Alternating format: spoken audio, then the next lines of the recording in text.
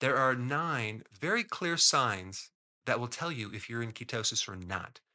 Now, being in ketosis is very, very important, not just to lose weight, but to get rid of a lot of health problems, diseases, inflammatory conditions that someone has. And the problem with testing yourself for ketones to see if you're in ketosis or not is when you're doing a urine test, for example, or a breath analyzer test, they're not very accurate. Well, maybe at first they might be a good thing, but as soon as you start to burn ketones more efficiently, those extra wasted ketones are not going to show up in your urine. They're not going to show up in your breath, but those values could be zero. So those tests are not very accurate. Now, blood test is pretty accurate, but it's expensive. You have to stick yourself. There's a little pain involved.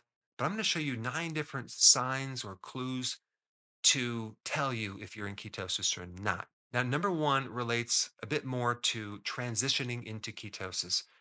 Usually it takes about 2 to 3 days, depending on how low your carbs are.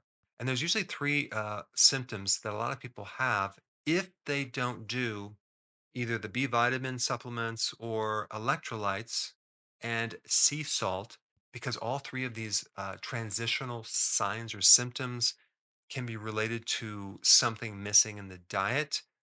Because when you do keto, you need more B vitamins, and a lot of times you need more electrolytes. And that would be number one, keto flu, number two, keto fatigue, and number three, keto rash. Now, if you're doing the healthy version of the ketogenic diet and you're really making sure that your foods are nutrient dense and higher quality, the chances of you getting these symptoms are much less versus someone doing the dirty version of keto, which is basically you're just doing low carb and you're not paying attention to the quality of foods. And another side note on that, if you get diarrhea, for example, that usually is related to consuming a lot more vegetables because I recommend that you do include a good amount of greens or salad on this program to get certain minerals and certain vitamins. But some people are just not used to consuming like 7 cups or 10 cups of salad per day. And so, because they don't have the microbes to break all that fiber down, they might get diarrhea. On the flip side, people that have keto breath, that's usually related because they're not consuming enough greens to kind of counter some of the ketones that you're breathing out. But let's go to number two. This is a big one. This is called weight loss. Okay, you're going to lose weight. Initially, you may lose a lot of weight, like 7 to 14 pounds in the first 1 to 2 weeks. Now, why do you lose so much weight initially? Because simply the first part of this weight loss is going to be water weight loss. When your body has been consuming a lot of carbs, with that stored glucose, you also store a lot of water. So for every gram of glucose that you store, your body stores 3 grams of water. So it's like 3 times as much water. So people that do a high carb diet are literally, they're just filled with water. When you start getting them off carbs, they dump and get rid of a lot of water weight. So the first week or even week and a half, they might lose a ton of weight. And then it comes down to like 1 to 2 pounds loss, and they're usually depressed at that time because they think, wow, it's not working anymore. So maybe I should go on to another diet when in fact it was working. They just didn't realize it was water weight. You have to realize that the most fat you could possibly burn per week is about 2 pounds, and that's with a healthy body. Now, that's not including a lot of fasting. That's just going on this keto plan. Because if you start adding more fasting and like you're fasting for some days, and then the weight loss goes up to 3, 4, 5, or even a little bit more weight of actual fat loss per week. But when you start losing weight, especially after the second week when all the water is gone, then you can kind of know that you're burning fat and the weight's coming off. All right, number three, this is a good one. Your clothes are looser around your midsection. This is a really good indication that you're in ketosis and it's working because the first thing that's going to happen is your liver is going to start dumping fat. And when you start getting rid of the fatty liver, you also start losing weight around your organs, and that's called visceral fat. And that's in your midsection. So as your midsection shrinks, it's a really good indication that it is working, which is way more important than losing weight.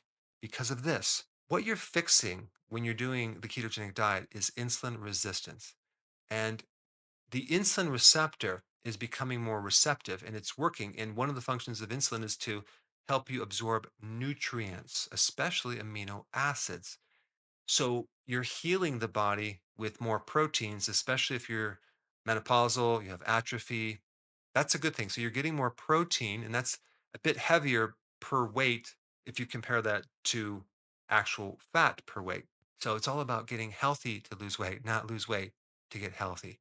And part of getting healthy is to be able to absorb these nutrients and allow these proteins to get in your body. When a lot of people start out, they have insulin resistance and they're usually deficient in amino acids because they can't pull it in. So they have a hard time absorbing protein. All right, that was number three. Number four, energy increase.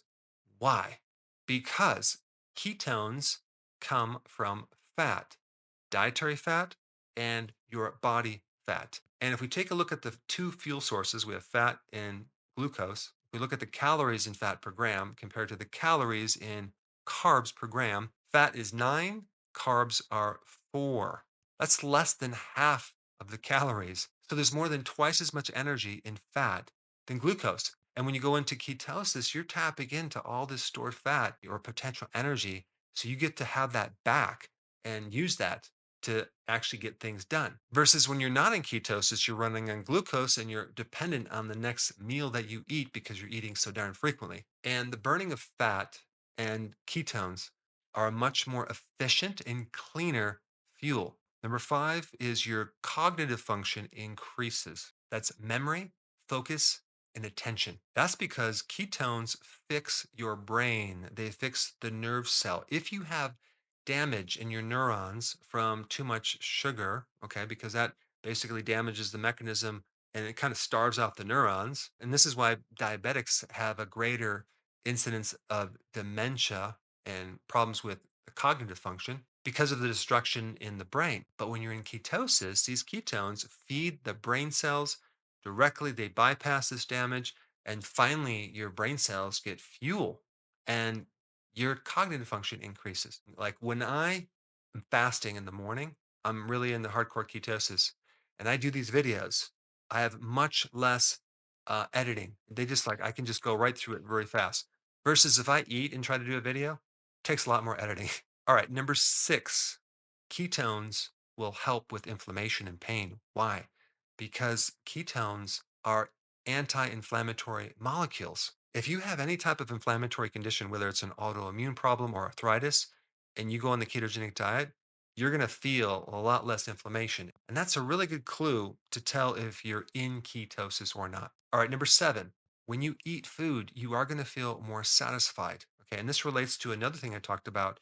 When you have insulin resistance, you can't absorb as much nutrition because insulin is not working to help transport those nutrients into the cell. So when the cell becomes more sensitive to insulin, you are now going to absorb more nutrients and you're going to feel more satisfied when you eat. Whereas before you're eating, and everything is just not filling you up and or satisfying you. Now it could be the type of food that you're eating is not nutrient dense, but there's also the factor of your body absorbing the nutrients. All right, number eight, better mood. If you were depressed before, if you had anxiety, you're going to find that you're just happier. You're just going to feel better. It's going to uplift your mood. Why? Because there's this thing called brain insulin resistance. Okay. And you're fixing insulin resistance in the brain, and the brain, the neurons are getting more fuel, and that greatly helps the neurotransmitters. It helps your hormones, it helps your mood. I mean, there are 15 studies, okay, that I looked at that all associate your mood changing when you're on the ketogenic diet. But the results are kind of mixed. Um, but I'll tell you why they're mixed, okay? Because some of the studies are on mice, and how do you really know if that mice had a shift in mood? I mean, it's kind of difficult. You can't really compare a mouse that's in depression with a human that's in depression. I think that's a real difficult one. So just because something is high fat doesn't mean it's ketogenic diet. And some of these studies they're using just a high fat diet, but the carbs are really high. Like 30% of the calories are carbs when it should be like 5% of the calories. Other studies, they just use ketones. They don't actually put the person on the ketogenic diet. And then they say, oh, yeah, see, ketogenic diet doesn't work for uplifting your mood because we use ketones. Well, taking ketones is different than doing the ketogenic diet. All right, number nine, and this is the best indicator to know that you're in ketosis out of all of these, and that is No appetite. You lose your appetite. Okay. You can go for a longer period of time without being hungry. Why? Because your body is finally eating fat when you're not eating. Because when you're going between meals, you no longer are dependent on the carbs. Your body can actually eat the fat on your actual body, which is a new concept for a lot of people that are dieting. And not having an appetite makes it really easy to stick to long term. All right. So now that you have that information, the next best thing to know is what is the best version of a ketogenic diet to start and how do you do it? And for that, I put up this video right here.